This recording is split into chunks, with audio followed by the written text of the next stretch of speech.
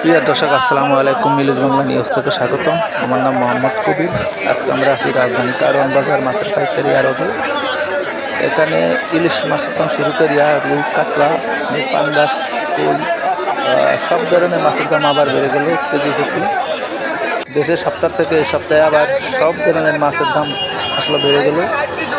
আসলে এখানে হলো আমরা যারা সাধারণ মানুষ আছি, আসলে তারা মাছ কিনতে গিয়ে আসলে অনেকটাই কষ্টকর হয়ে যাচ্ছে। তো সপ্তাহের ব্যবধানে এতটা দাম বেড়ে গেছে, আসলে মাছ কেনাটাই খুব মুশকিল হয়ে যাচ্ছে। তারপরেও কিছু করার নাই, সব কিছু মিলিয়েই আমাদের চলতে হবে। আজকে এই পর্যন্তই। ধন্যবাদ। লাইক, শেয়ার, কমেন্ট করুন।